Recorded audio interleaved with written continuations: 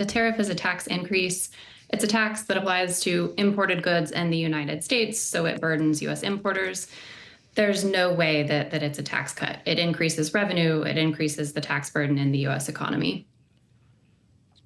Okay, but the increasing revenue part is what they're trying to sell here. Peter Navarro says this is going to bring in $600 billion a year, potentially, Erica. Do these, regardless of whether or not they're going to be actually considered by the Congressional Budget Office, because this is coming from the executive branch, not from Congress, make the whole debate around the tax cuts the president would like to see easier? I think they make it more difficult. First, Navarro's revenue estimate on tariffs is wrong. If you look at the math that he's doing, it implies they're potentially looking at a 20% universal tariff.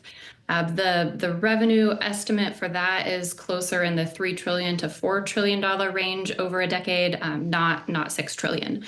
If it was $6 trillion, that implies that the administration thinks imports won't fall at all, which is just nonsensical. But I think it makes the debate in Congress tougher because while, yes, you potentially generate some revenue, you also damage the American economy. You also increase the tax burden on Americans, particularly on lower and middle income Americans.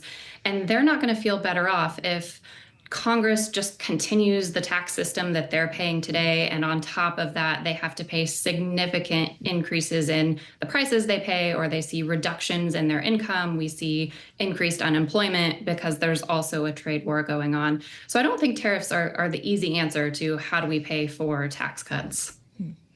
Erica, there's a worry right now that the X date, as we call it, when we bump into the debt ceiling, may move up in a world where the IRS pulls in less revenue, and that could be due to any number of issues from people simply making less. We're going to get a jobs report this week that might tell us more about that, and DOGE cuts and so forth. Do you see that happening, and do you have a sense of where the X date will land? There's a lot of uncertainty around the X date. We even just have the usual uncertainty that there's always different types of disaster relief, which allow people to apply for extensions in actually paying the tax liability due. I believe we have that applicable in about 12 states right now.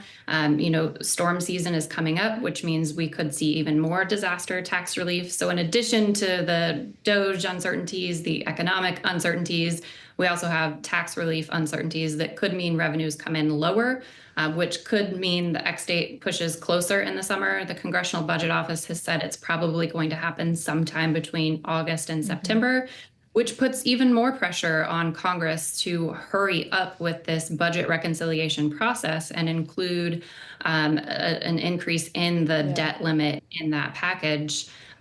All of that remains uncertain.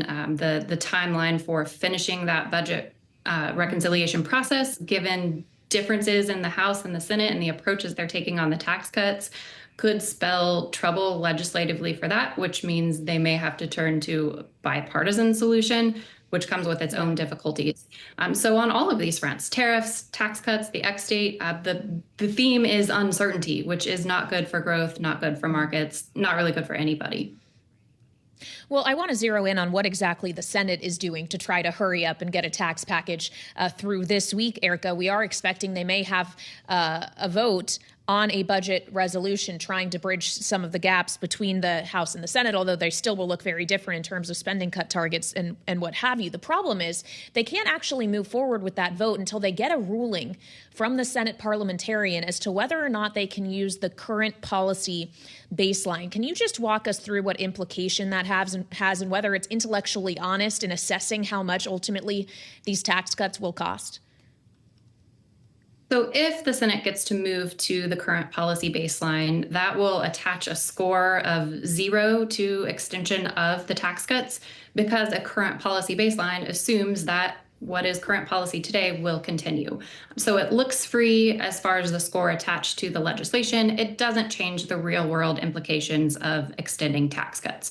They will still reduce revenue. They will still increase deficits compared to where they would have been if the tax cuts expire. So really, it's a budgeting and procedural tool.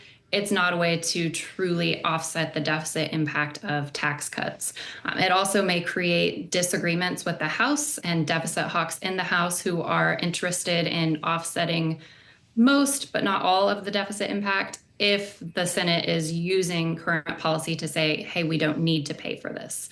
So it's not clear, even if they do get the blessing of the parliamentarian and they move forward with the current policy baseline and pass a resolution this week, it's not clear that the House would be on board with that approach if it's an approach that doesn't include significant spending cuts as well. You know what I haven't heard about for a while, Erica? I haven't heard anybody talk about SALT very loudly. I haven't heard a lot about taxes on tips or overtime. Will all of this land in a final package? Yeah, the debate so far has been about procedure. Once we get to an agreement on procedure, then I think we'll see that policy debate kick off. I do think we will see the president's campaign promises come back because he campaigned so hard on them. We've even seen, the Speaker of the House talking about them.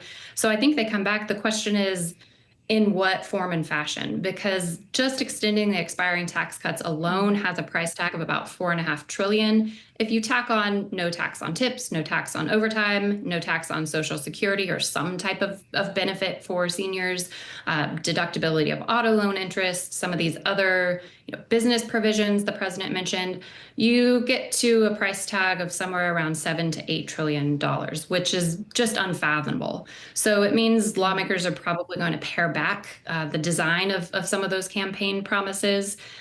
There's also the SALT issue. Because of the tight margins in the House, the so-called SALT caucus will also get a say here. And I don't think we're going to see a $10,000 SALT cap. I think we'll see it go up from there. The question is, how far does it go? And what's the budgetary impact of that? All of this becomes a really tough math problem.